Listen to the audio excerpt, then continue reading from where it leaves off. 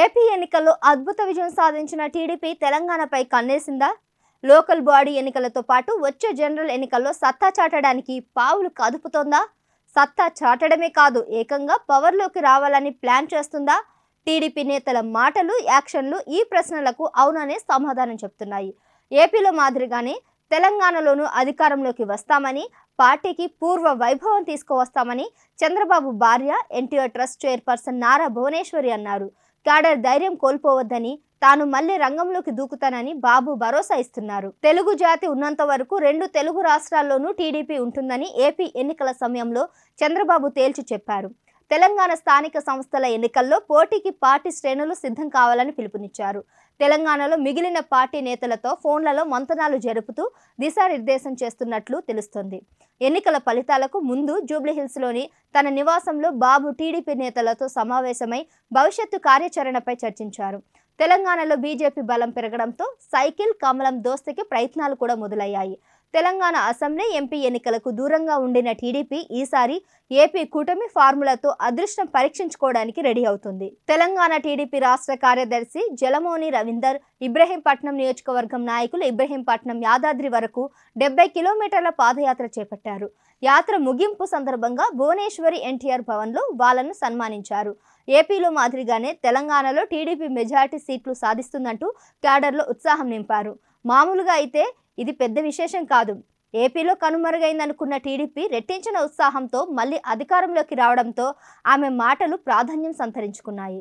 రాష్ట్రం విడిపోయి 10 ఏళ్లైన టీడీపీకి తెలంగాణలో ఇప్పటికీ బలమైన క్యాడర్ ఉంది. 2014 అసెంబ్లీ ఎన్నికల్లో సైకిల్ ఖాతాలో 15 సీట్లు పడ్డాయి. 2018 ఎన్నికల్లో 2 సీట్లు వచ్చాయి. 2023 ఎన్నికలకు పచ్చపార్టీ దూరంగా ఉండడంతో తమ్ముళ్లు ఇతర పార్టీలకు జైకొట్టారు. బీఆర్ఎస్, కాంగ్రెస్ కు బద్ద విరోధులైన తమ్ముళ్లు బీజేపీ వైపు చూపు సారిస్తున్నారు. ఏపీలో మాదిరిగా బీజేపీ, జనసేనలతో చేతులు కలిపితే బాగుంటుందని అధిష్టానాన్ని కోరుతున్నారు.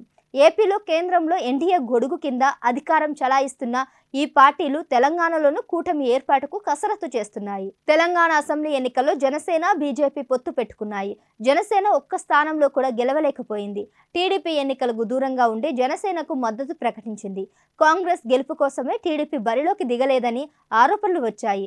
పార్టీ జాతీయ అధ్యక్షుడు చంద్రబాబు నాయుడు ప్రధానంగా ఏపీపై దృష్టి సారించడంతో తెలంగాణలో మోత్కుపల్లి నరసింహులు, కాసాని జ్ఞానేశ్వర్, ఎల్ రమణ వంటి కీలక నాయకులు చేజారిపోయారు.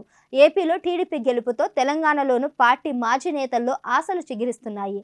మాజీ మంత్రి, బీఆర్ఎస్ ఎమ్మెల్యే చామకూర మల్లారెడ్డి మళ్లీ సొంత గూటికి చేరుకొని తెలంగాణ టీడీపీ అధ్యక్ష పదవి చేపడతారని వార్తలు వస్తున్నాయి.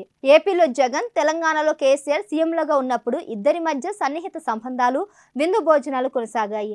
2 రాష్ట్రాల్లో అధికార మార్పిడి జరిగిన తర్వాత కొత్త సీఎంల మధ్య కూడా అట్టి సంబంధాలు కొనసాగుతున్నాయి.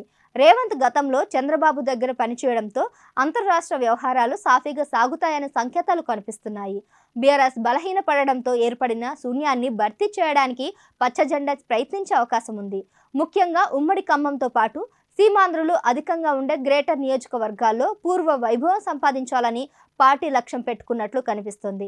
బాబు గెలిచాక కుకట్పల్లి, జూబ్లీహిల్స్, షేర్లింగంపల్లి, కుత్బుల్లాపూర్, పటాన్చెరు వంటి గ్రేటర్ నియోజకవర్గాల్లో భారీగా సంబరాలు జరిగాయి. తెలంగాణలో కాంగ్రెస్ గెలిచాక గాంధీ భవన్లో టీడీపీ జెండాలు ఎగిరాయి. తెలంగాణ టీడీపీ ఉనికిని కొత్త ఆశలు ఈ సంఘటనలో నిదర్శనం. ప్రత్యేక తెలంగాణను మొదట్లో తీవ్రంగా వ్యతిరేకించిన టీడీపీ తర్వాత ఆ డిమాండ్కు మద్దతిచ్చింది. తెలంగాణ, ఏపీ తమకు 2 కళ్ళు అని చెప్పింది. సంకీర్ణ రాజకీయాలతో మరోసారి ఫామ్లోకి వచ్చిన చంద్రబాబు నాయుడు ఇప్పుడు ఒక కంట్లో వెలుగు నింపుకొని మరో కంటిపై దృష్టించారు.